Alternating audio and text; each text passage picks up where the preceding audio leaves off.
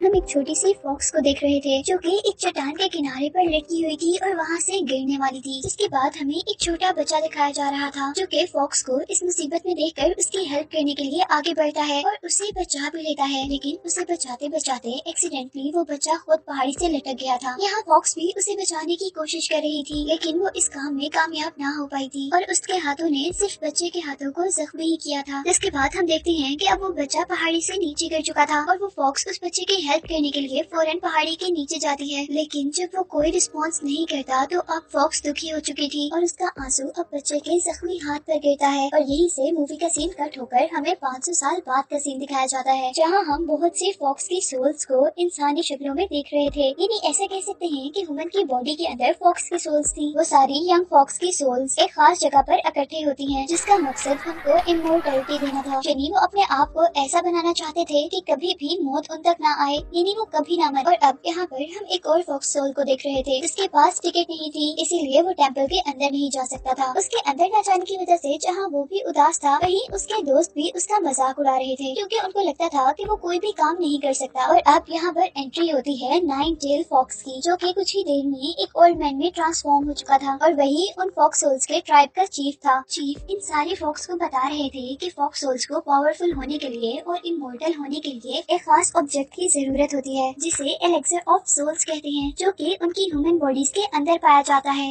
वो लोग अब अपना रिचुअल परफॉर्म करना शुरू करते हैं और बहुत सी फॉक्स टेल्स के पास उनकी ह्यूमन बॉडी के अंदर से उन्हें ब्लैक एलेक्सर मिलता है, यानी वो चीज जो उन्हें पावर देगी। लेकिन ब्लैक एलेक्सर उनके किसी काम का नहीं था, जबकि उनमें से एक लड़की जिसका नाम अजी है उसे रेड एलेक्सर मिलता है जिससे वो 5 टेल फॉक्स में चेंज हो चुकी थी। यानी अब वो बहुत ज्यादा पावरफुल हो चुकी थी और ओल्ड मैन अब उन सबको बता रहे थे कि नेक्स्ट मंथ एक ऐसा दिन आएगा जिस दिन तुम लोग व्हाइट एलेक्सर को पा सकोगे, जिसको पाते ही फॉक्स 9 टेल फॉक्स में ट्रांसफॉर्म हो जाती है और 9 टेल फॉक्स को सबसे स्ट्रॉन्गेस्ट फॉक्स माना जाता था। इसी के साथ वो ओल्ड मैन ये भी बताता है कि वो व्हाइट एलेक्सर हजारों साल बाद एक मर्तबा किसी को मिलता है जिससे वो 9 टेल फॉक्स में ट्रांसफॉर्म होते हैं। जिसके बाद हम वहाँ पर सारी फॉक्स सोल्स को एक बहुत पावरफुल स्टोन के आगे देख रहे थे और इस स्टोन ने असल में उन्हें उनके मिशंस देने थे। इधर ही हम दोबारा उस फॉक्स सोल को देख रहे थे जिसके पास इस टेम्पल में आने की टिकट नहीं थी, पर वो किसी न किसी तरह इस टेम्पल में पहुँच गया था और वो भी अब उस मैजिकल स्टोन के आगे अपना हाथ करता है ताकि उसे भी कोई मिशन असाइन किया जाए। चाहे उसके हाथ पर बाकी स्टूडेंट्स की तरह पूरी बात नहीं लिखी गई थी, लेकिन फिर भी वो इस बात पर खुश कि चलो कुछ तो लिखा गया है। और अब सेरेमनी के बाद चीफ उसे एक साइड पर लेकर जाते हैं। वो उसे कहते हैं कि तुम्हारे हाथ पर जो लिखा गया है तुम्हें पता है कि उसका मतलब क्या है। इस बात का वो जवाब देता है कि नहीं, मुझे कुछ नहीं पता। और वो उससे कहते हैं कि तुम नेक्स्ट मंथ 9 टेल फॉक्स बन सकते हो। जो बात सुनकर वो बहुत ज्यादा खुश हो गया था, लेकिन ये खुशी उसकी चंद सेकंड की ही थी जब चीफ उसे बताता है कि वो मजाक कर रहा है, जबकि उसके हाथ पर जो लिखा गया था उसका ये मकसद बिल्कुल भी नहीं था। चीफ उसे बताते हैं कि उसे कभी भी कोई एलेक्सर नहीं मिल सकता, जिसका मतलब है वो कभी भी इमोर्टल नहीं हो सकता और ना ही उसके पास किसी किस्म की पावर्स आ सकती हैं। और साथ ही चीफ उसे ये भी कहते हैं कि अगर तुम अपनी असल शक्ल में वापस नहीं आना चाहते तो तुम्हें अपना बहुत ख्याल रखना होगा। और अब उसे इस काम के लिए चीफ एक नाइफ भी देते हैं जिसको लेने के बाद अब 13 यानी ये फॉक्स सोल अपना एलेक्सर ढूंढने चला जाता है और जाते जाते वो चीफ से उनका खास स्टोन भी चुरा कर ले गया था। और उसके जाने के बाद अब चीफ उसके लिए बहुत ज्यादा परेशान थे क्योंकि उन्होंने 13 जैसे बहुत से स्टूडेंट्स को अपना एलेक्सर ढूंढते हुए मरते देखा था और वो अपने एक आदमी को 13 का ख्याल रखने के लिए उसका पीछा करने को कहते हैं क्योंकि वो इतना ज्यादा पावरफुल नहीं था कि वो अपना एलेक्सर को ढूंढ सके।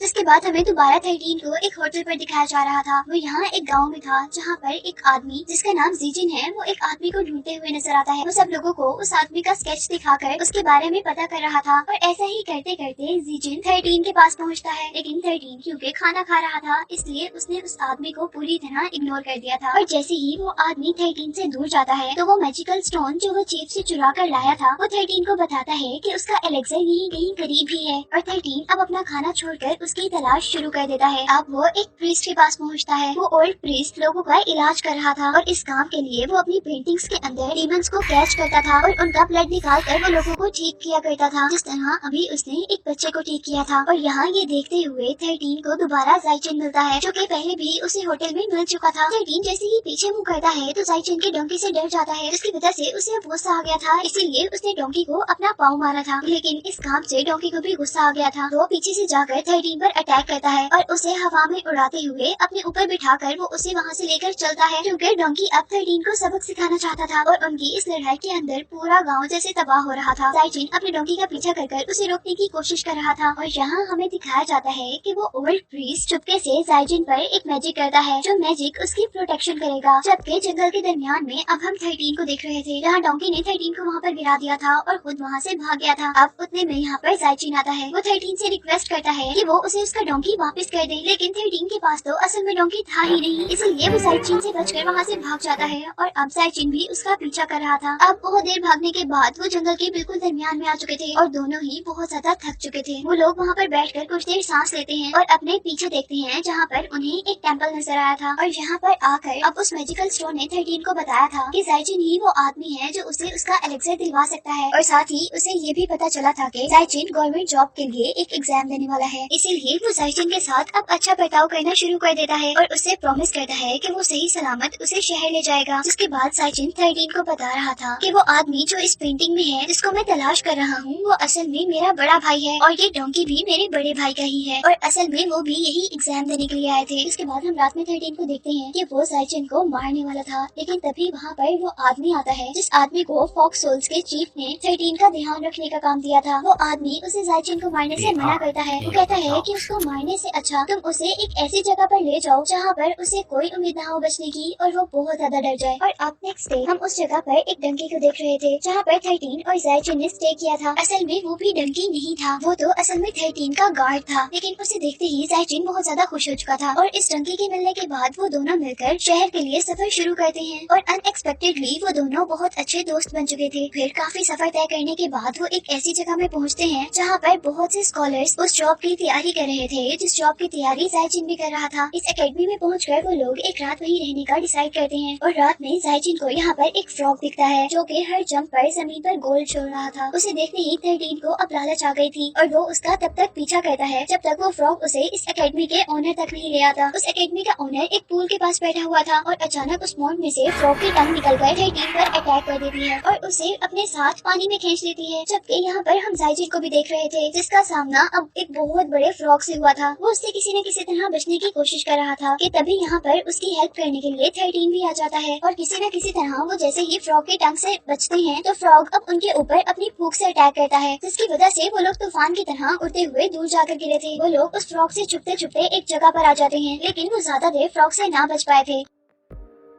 और अब 13 के ऊपर फ्रॉग अटैक करते हुए उसे अपने अंदर इनगल्फ कर लेता है और जाइजिन ये देखकर वहाँ से भाग गया था। और अब हम पर रिवील हुआ था कि असल में ये फ्रॉग कोई डीमन नहीं है, बल्कि 13 अपने गार्डियन के साथ मिलकर जाइजिन को डराने की कोशिश कर रहा था। और अब यहाँ पर दोबारा जाइजिन अपने फ्रेंड की हेल्प करने के लिए अपने हाथ में आग लेकर आया था, जिसकी वजह से वो दोनों दोबारा फ्रॉग में ट्रांसफॉर्म हो गए थे। वो यहाँ पर अपने फ्रेंड को बचाने के लिए आ गया था और जैसे ही वो फ्रॉग अपनी टंग को बाहर निकालता है जाइजिन को भी अपने अंदर खींचने के लिए, तो वो फ्रॉग की टंग को ही आग लगा देता है, जिसकी वजह से उसका पूरा मुंह जल गया था और उसके रिजल्ट में उसने 13 को अपने मुंह से बाहर फेंक दिया था। जिसके बाद अब हम उन लोगों को बोट पर सफर करता हुआ देख रहे थे और यहाँ गार्डियन 13 से कहता है कि हमें कॉम शहर जाना चाहिए, जहाँ पर एक ऐसी लड़की है जो तुम्हें तुम्हारे एलेक्सर का कलर बता सकती है। और यही हम देखते हैं कि जहाँ पर वो बैठकर दोनों बातें कर रहे थे वहाँ पर जाइजिन भी एकदम से आ गया था, जिसे देखते ही वो गार्डियन पानी में जंप कर देता है और एक डंकी में ट्रांसफॉर्म होते हुए दोबारा उनकी बोट में चढ़ जाता है। जिसके बाद 13 अब जाइजिन को अपनी असलियत बताता है। वो उसे बताता है कि वो कोई इंसान नहीं है बल्कि वो एक फोक सोल है। और ये बात सुनकर जाइजिन अब बहुत ज्यादा डर चुका था, लेकिन यहाँ पर 13 उससे प्रॉमिस करता है कि वो उसे नहीं खाएगा। जिसके बाद जाइजिन भी खुशी खुशी उस पर ट्रस्ट कर बाहर निकलता है और उसके सारे जख्मों पर मेडिसिन लगाता है। और अब हम उन लोगों को बातें करते हुए देख रहे थे जहाँ पर जाइजिन 13 को बता रहा था कि वो हमेशा से डाउरी नाम के एक शख्स को मिलना चाहता है जो कि उसका रोल मॉडल है। और इन बातों के दरमियान हम आखिरकार उन दोनों को उनके डेस्टिनेशन यानी कॉन्ग सिटी में देख रहे थे और यहाँ वो लोग एक ऐसी जगह पर जाते हैं जहाँ पर बहुत ही प्यारी प्यारी लड़की उनका वेलकम करती हैं। और यहाँ इस जगह के अंदर 13 को अपना गार्डियन एक औरत की शक्ल में नजर आया था और वो लोग जाइजिन को यहाँ पर इसलिए लेकर आए थे क्योंकि जाइजिन से 13 को अपना एलेक्सर मिलना था, यानी वो चीज मिलनी थी जिससे वो बहुत पावरफुल फॉक्स बन सकता था। और जैसा मैंने पहले बताया था कि एलेक्सर्स के कुछ कलर्स होते हैं जिनके अकॉर्डिंग ही उन्हें पावर दी जाती है, तो ये लड़की असल में जाइजिन को देखकर 13 को उसके एलेक्सर का कलर ही बताने वाली थी। यहाँ दो लोग आकर जाइजिन को ये कहकर यहाँ से ले जाते हैं। कोई आपका इंतजार कर रहा है और अब जायचिन पहुंचता है उसी लड़की के पास जिसका मैं पहले जिक्र कर रही थी। उसका नाम यांगलिन था और वो बहुत ही खूबसूरत थी। वो जायचिन को अपनी तरफ अट्रैक्ट करने की कोशिश करती है, लेकिन जायचिन उसके करीब जाना नहीं चाहता था, क्योंकि इस तरह करने से वो जायचिन के करीब जाकर एलेक्सर का कलर मालूम करना चाहती थी। लेकिन जैसे ही वो उसके पास जाती है तो कोई मैजिकल पावर उसे वहाँ से बहुत दूर धकेल देती है, और ये असल में वही पावर थी जो कि प्रीस्ट के मैजिक से जायचिन के ऊपर आई थी। यहाँ जायचिन को फील होता है कि वो यांगलिन से प्यार करने लगा है, इसीलिए वो उसे शादी के लिए प्रपोज कर देता है। लेकिन यांगलिन उसकी बातों में बिल्कुल भी इंटरेस्टेड नहीं थी, बल्कि वो उसकी बॉडी को ऐसे देख रही थी जैसे वो उसकी बॉडी को स्कैन कर रही हो। पर क्योंकि जायचिन के ऊपर प्रीस्ट ने एक मैजिक किया हुआ था, इसीलिए वो उसकी बॉडी से कुछ भी नहीं देख पाई थी। और जब यहाँ पर जायचिन सो जाता है तो वो 13 के पास जाती है और उसे बताती है कि उसे जायचिन की बॉडी पर कुछ भी नजर नहीं आया, इसीलिए वो उन्हें उनके एलेक्सर का कलर नहीं बता सकती। और नेक्स्ट सीन में अब हम यांगलिन को तड़पता हुआ देख रहे थे, और इस बारे में हमें पता चला था कि असल में यांगलिन की सोल एक फ्लावर के अंदर है और ये फ्लावर उसके गार्डियन के पास है और वो उसकी सोल को अपने अकॉर्डिंग कैप्चर करता है। इसके बाद सीन कट होता है और हमें दिखाया जाता है कि जायचिन वहाँ पर पहुँच गया था जहाँ पर उसे एग्जाम देना था। वो यहाँ पर भी सब लोगों से अपने भाई के बारे में पूछ रहा था, लेकिन कोई भी उसको नहीं पहचान पाता। वो खुद को एग्जाम के लिए रेडी करता है और अब बाकी कैंडिडेट्स के साथ साथ उसका भी एग्जाम शुरू हो गया था। उनका पेपर बहुत लंबा था जो कि आधी रात तक चल रहा था, और यहाँ अब एक कैंडिडेट को फील होता है कि उसने यहाँ पर एक घूस देखा है। वो सबको इस बारे में बताते, लेकिन कोई भी उसकी बात पर यकीन नहीं करता, और क्योंकि उसकी बातों से सब लोग डिस्ट्रैक्ट हो रहे थे, इसीलिए उस आदमी को तो बाहर निकाल दिया जाता है।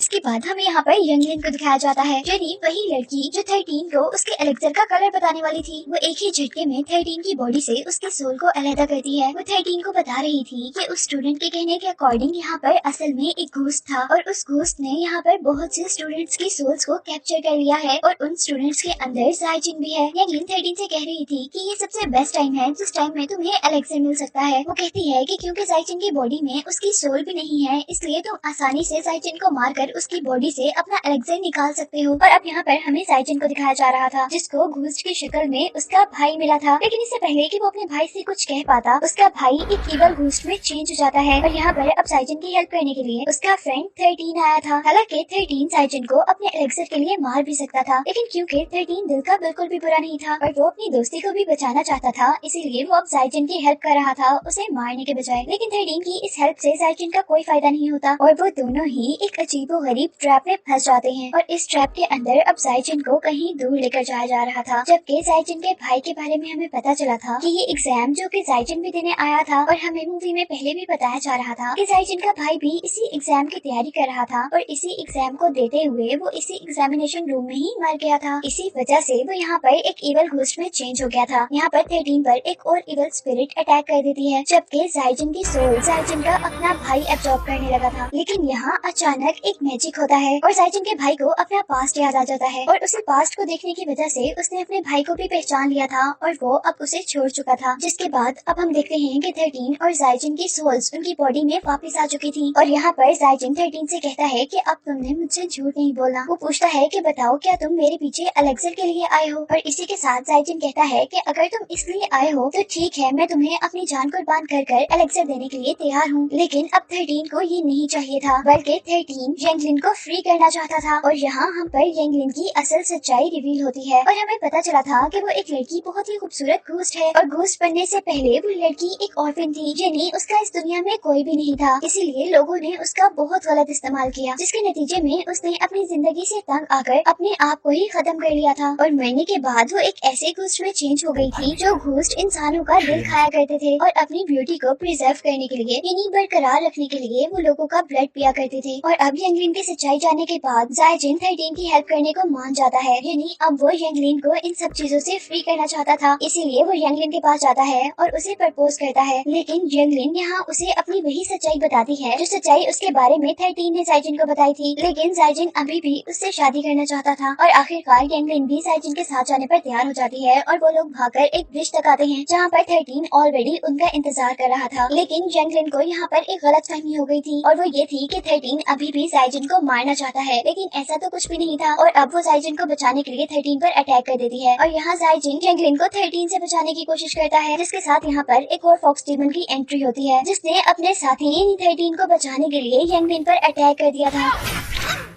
जाइजिन जल्दी से 13 को छोड़कर यंगलिन तक आता है, लेकिन अब यंगलिन को बचाना बहुत मुश्किल था क्योंकि वो बिल्कुल मरने वाली थी। और मरते मरते यंगलिन जाइजिन को बताती है कि वो भी उसको उतना ही पसंद करती है जितना वो उसे करता था। जिसके बाद वो एक स्मोक बनकर गायब हो चुकी थी क्योंकि जाइजिन को अपनी जिंदगी में पहली बार कोई पसंद आया था और साथ ही अब उसे इस बात का गुस्सा भी था कि हमेशा से 13 जाइजिन से झूठ बोलता आया था और अब वो जाकर 13 पर अपना सारा गुस्सा निकाल देता है। उसकी बातें सुनकर अब 13 को भी सच में गिल्ट फील हो रहा था, इसीलिए वो भी अपने आप को मारने की कोशिश करता है। लेकिन इससे पहले कि वो अपने आप को मार पाता, उसके पीछे एक पेपर अपेयर होता है और अचानक से 13 उस पेपर के अंदर गायब हो जाता है। जिसके बाद हम पर रिवील हुआ था कि असल में वो पेपर मूवी के स्टार्ट में दिखाए जाने वाले फॉक्स ट्राइब के चीफ ने ही भेजा था ताकि वो 13 को बचा सके। और चीफ यहाँ पर 13 को बताते हैं जब ये फॉक्स पहाड़ी से गिरने लगी थी तो उसे बचाने वाला बच्चा असल में जाइजिन ही था। ये मूवी के स्टार्ट में दिखाए जाने वाले सीन की बात हो रही है जिसमें फॉक्स के तौर पर वहाँ पर 13 था और वो बच्चा जो फॉक्स को बचा रहा था वो असल में जाइजिन था। और चीफ अब उसे बताते हैं कि असल में जाइजिन की बॉडी के अंदर वाइट एलेक्सर जो कि 13 को बहुत पावरफुल बना सकता है। जिसके बाद हमें काफी ऐसे बात का सीन दिखाया जाता है जहाँ पर जाइजिन अब 13 को ढूंढ रहा था और आखिर वो अपनी काफी कोशिशों के बाद 13 को एक फॉरेस्ट में ढूंढ लेता है और उससे उस रात के लिए माफी मांगता है जिस रात उसने गुस्से में 13 को बहुत बुरी बातें कह दी थी। और अब जाइजिन 13 को पावरफुल करने के लिए उसे एलेक्सर देने के लिए अपने आप को कुर्बान कर देता है। और जैसे ही जाइजिन अपनी बॉडी के अंदर से एलेक्सर निकालता है तो असल में उस पर रिवील होता है कि उसके सामने 13 नहीं बल्कि 13 की शक्ल में 13 का वो गार्डियन था और वो 13 की शक्ल में असल में वो एलेक्सर लेने के लिए आया था क्योंकि उसे चीफ से पता चला था कि जाइजिन के पास व्हाइट एलेक्सर है और वो अब 13 से पहले वो एलेक्सर लेकर पावरफुल होना चाहता था। लेकिन उसके हाथ में जाते ही वो एलेक्सर ब्लैक हो जाता है जिसके बारे में मैंने मूवी के स्टार्ट में भी बताया था कि ब्लैक एलेक्सर उनके किसी काम का नहीं होता, इसीलिए 13 का गार्डियन उस एलेक्सर को वहाँ फेंक कर वापस चला जाता है। और जैसे ही ये सारा वाकया असल 13 को पता चलता है तो वो गुस्से में यहाँ तक पहुँचता है अपने फ्रेंड की जान का बदला लेने के लिए और यहाँ आते ही वो अपने गार्डियन से लड़ने लग गया था। लेकिन क्योंकि 13 का गार्डियन एक 6 टेल फॉक्स था इसलिए वो 13 से ज्यादा पावरफुल था और उसने बहुत आसानी से 13 को मार गिराया था। अब मरते हुए 13 अपने फ्रेंड जाइजिन के बारे में ही सोच रहा था और सोचते सोचते उसका हाथ उस एलेक्सर तक लगता है जो कि जाइजिन की बॉडी से निकला था और हैरत अंगेज तौर पर वो एलेक्सर अब व्हाइट एलेक्सर में चेंज हो जाता है जिसकी वजह से शॉबर न सिर्फ जिंदा हुआ था बल्कि एक पावरफुल 9 टेल फॉक्स में चेंज भी हो गया था और अब वो इस वक्त का सबसे पावरफुल फॉक्स बन चुका था। और अब जैसे ही वो अपने गार्डियन को जान से मारने वाला था तभी उसे जाइजिन का ख्याल आता है जो कि चाहता था कि 13 एक अच्छा फॉक्स बने और वो अब गार्डियन को जिंदा छोड़ देता है। जिसके बाद यहीं से सीन कट होता है और हमें दोबारा जाइजिन को दिखाया जा रहा था। यहाँ थोड़ी कंफ्यूजन ये है कि जाइजिन तो पहले मर चुका था और वो वाकई में ही मर गया था, लेकिन उसके जिंदा होने के पीछे रीजन ये थी कि 13 ने अपनी सारी इमोर्टैलिटी जाइजिन को जिंदा करने में लगा दी थी और अपने आप को एक छोटे से फॉक्स में चेंज कर दिया था। जिसके बाद से जाइजिन और 13 की शक्ल में वो छोटा सा फॉक्स दोनों अब हमेशा मिलकर खुशी खुशी रह रहे थे। जबकि दूसरी तरफ अब हमें 13 के गार्डियन को दिखाया जा रहा था जो कि एक पेपर में कैद हो गया था और हम पर रिवील हुआ था कि असल में एग्जामिनेशन हॉल में जो बहुत से स्टूडेंट्स की मौत हुई थी वो इसी फॉक्स डीमन की वजह से हुई थी क्योंकि वो व्हाइट एलेक्सर लेना चाहता था, लेकिन क्योंकि उसकी सोल बुरी थी इसीलिए उसे कभी भी व्हाइट एलेक्सर नहीं मिल सकता था। जिसके बाद इस मूवी का कंक्लूजन ये निकला था कि बुराई की हमेशा हार होती है और अच्छे लोग 13 और जाइजिन की तरह हमेशा खुश रहते हैं। जिसके साथ ये मूवी एंड हो जाती है।